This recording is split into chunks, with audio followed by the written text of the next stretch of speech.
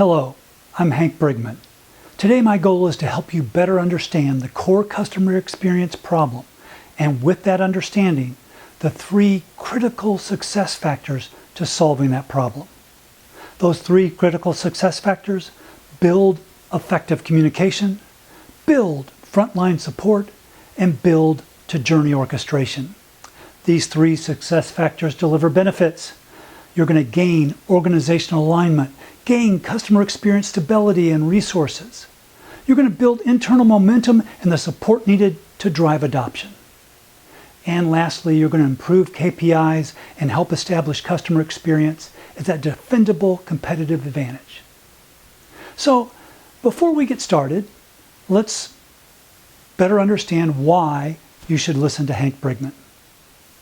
So in my 20 years as a customer experience practitioner, I've had the honor of driving improvements that have quantified to over $1 billion in benefits to organizations large and small, from individual medical practices to 5 companies in the Fortune 100.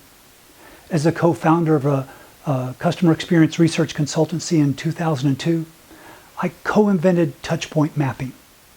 That methodology, along with other methodologies, has formed the foundation of what is now most often called journey or experience mapping. I also, in 2002, was the first to add and then define the word touchpoint on Wikipedia. I developed an original formula for correlating Net Promoter Score to top-line revenue. And as a speaker, I've had the honor of giving keynotes on 4 continents. Today, working locally, nationally, and globally, I help organizations solve that core customer experience problem. So enough about me. Let's dive into the core customer experience problem.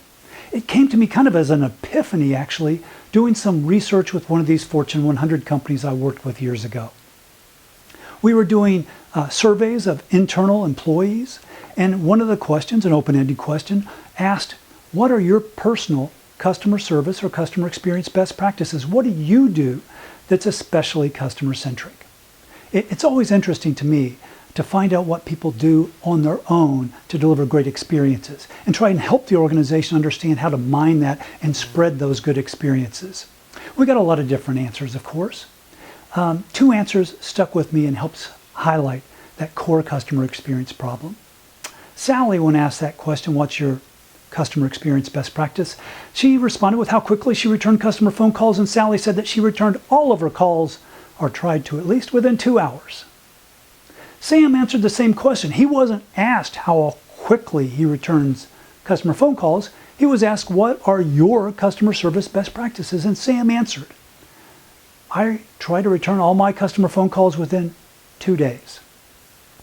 So that got me thinking. If I leave a message for Sally, I'm getting a call back in a couple of hours. Obviously, Sally is interested and cares. The company she works for is responsive. If I leave a message for Sam, though, I'm not getting a call back that day, or probably not the next day, but probably the second day.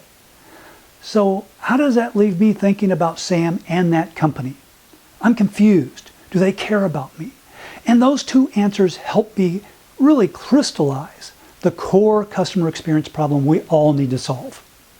And that problem is inconsistency.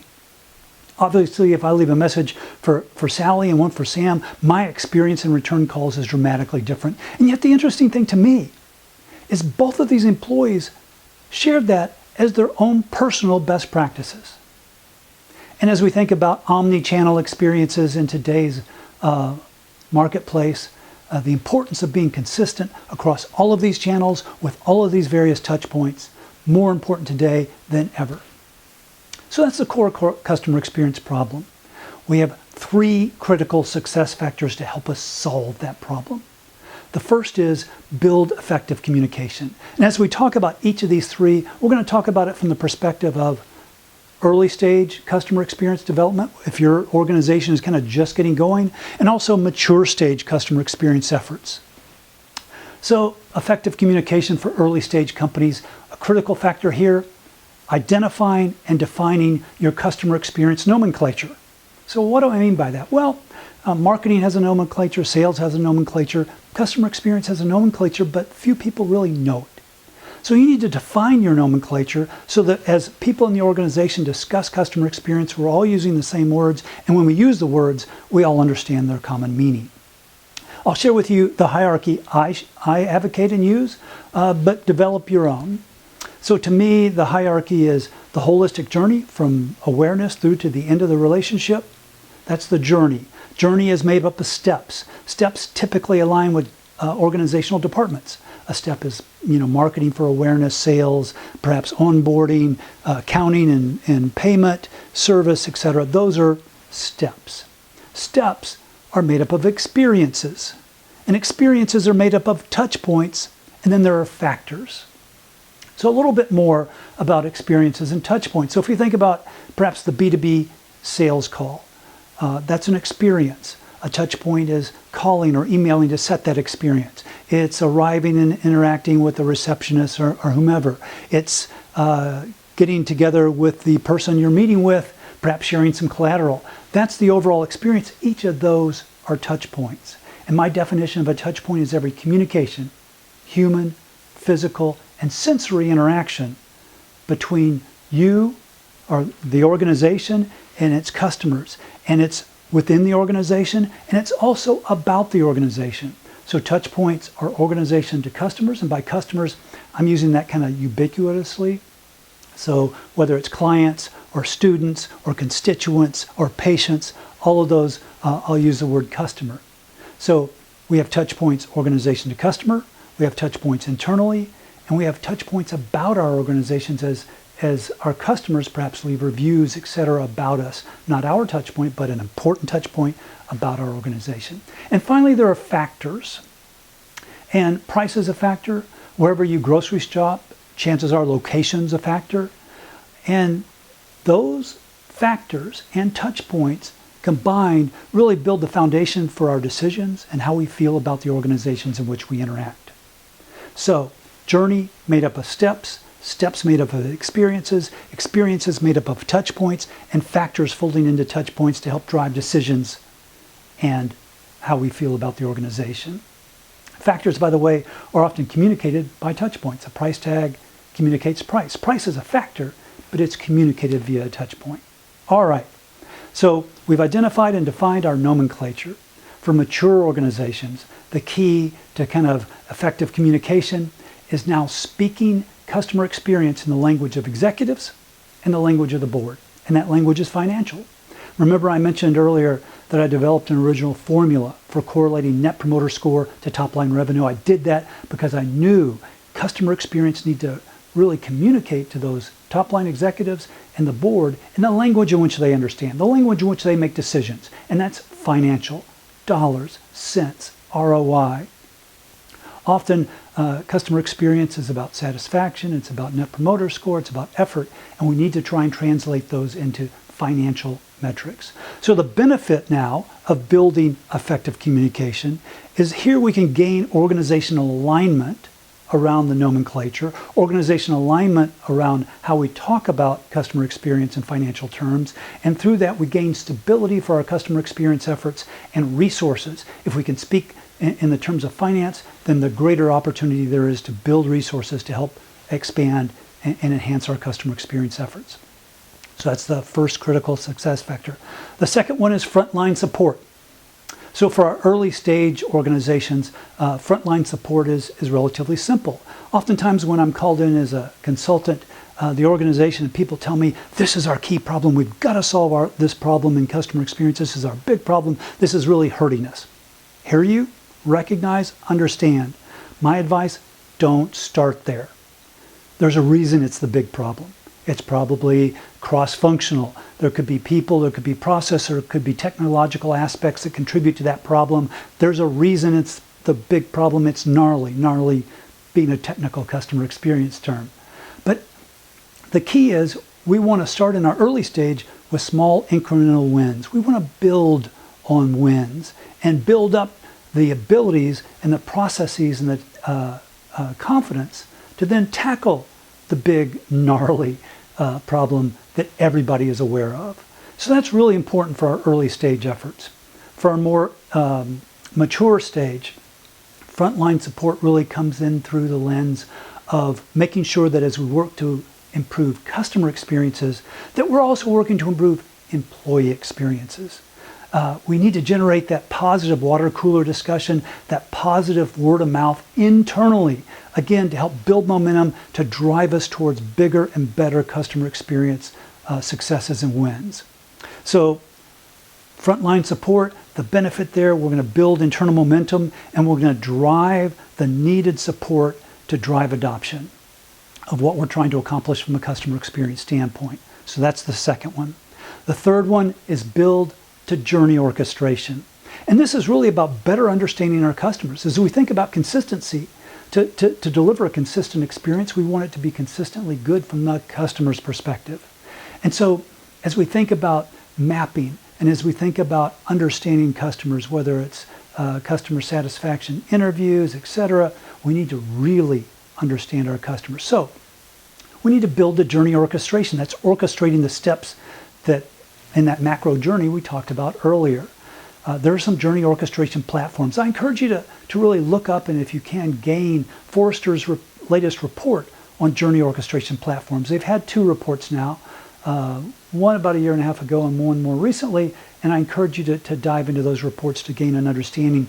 Key, quick overview, journey orchestration platforms, they map, they help you map, they help you understand, and they help you act. And so it's all about journey or experience mapping. What most companies do today, get a bunch of employees in a room, it's kind of craft mapping. We put up a big sheet of paper, we've got sticky notes, it's crafty. A couple of challenges. One, it's employees trying to determine the customer journey. We certainly can gain benefits. We have for years doing craft-based journey mapping. But the beauty of journey orchestration is that it maps real touch points, omni-channel, whatever is happening, it maps those. And so for early stage companies, what we want to do is really start to understand the benefits of the mapping, and then the second benefit of journey orchestration platforms, the understanding. They follow customers, your customers, through all of their touches, they map them, and through that mapping, they start to understand where's the friction, where are customers dropping off, where are they changing channels. It's difficult for us without these sorts of platforms to really understand if a member or a customer or a student or a constituent calls a call center, if we have one, were they just on the website? We can follow them on the website via Google Analytics, but when they change channels, sometimes we're disconnected from that knowledge, and journey orchestration platforms help fill that knowledge, help us understand the nature of those journeys. The last key aspect of journey orchestration platforms is the ability to act, applying artificial intelligence, machine learning to understand those journeys, to understand what people are trying to accomplish in their journeys, to look at the friction points, and through a set of rules and through a set of, again, artificial intelligence and machine learning, A/B testing, journey orchestration platforms can trigger next best actions. They can personalize those next best actions. It's really a powerful, powerful tool as we think about where the next frontier of customer experience is going to head. Early stage companies, what you need to do is start to evangelize the benefits of journey orchestration platforms. Get some demos from some of the various players. Work to develop case studies internally. Work with your internal power brokers. Build case studies in their areas. Look for strong ROI. You're starting to build a foundation. That's early stage. Mature companies, what you want to do is get a journey orchestration platform. Get it into your organization. Start to get it to really learn and listen to all the omni-channel. Start to map those omni-channel touch points that your customers are going through. Start to understand. Learn where the friction is. Learn where your customers are changing channels and shifting channels when they shouldn't be. When the friction causes them to do so, learn about what those next best actions can be to help generate the happy paths that we all want our customers to take. So that's journey orchestration. The benefit of building journey orchestration is really you're going to improve KPIs and you're going to help establish customer experience is that hardcore, strong, defendable competitive advantage that it can be. There's 3 basic ways organizations can differentiate. Product or innovation, price, and experience. The first 2, a company can buy. We can buy products, we can buy innovation, we can buy price. Now, obviously there are some nuances there, but you can't buy experience. It's cultural. It has to be built. And so building a strong competitive advantage is really what it's all about. So today we learned the core customer experience problem, inconsistency. We learned the 3 critical success factors to solving that problem: effective communication, building frontline support, and building to customer journey orchestration. And we learned the benefits of those 3 success factors: gaining organizational alignment and customer experience stability and resources, building internal momentum and support to drive adoption, and to improve KPIs and to really work to establish the organization as having a defendable and long-term competitive advantage. So that's the core customer experience problem. That's the 3 success factors. Those are the benefits. You know, if you can't tell, I love this stuff. And at the conclusion here, I'm going to share my contact information. I would welcome questions. It would be a gift to me if you reached out to me with questions. I'll also prepare a short summary PowerPoint of this presentation so that if you need or want the information contained, I'm happy to share a PowerPoint with you. Just reach out to me. My email is hank@touchpointguru.com. Hank@touchpoint, just like it sounds, GURU.com. Please reach out to me, send me an email, ask me a question, ask for a PowerPoint. Let me know how I can help. I want to help. I love this stuff, and it would be an honor for me to be able to help you. Again, I'm Hank Brigman. Thank you so much for the honor of your time. I hope you've gained from this. I've enjoyed sharing and would enjoy the opportunity to reach out and help. Thanks so much.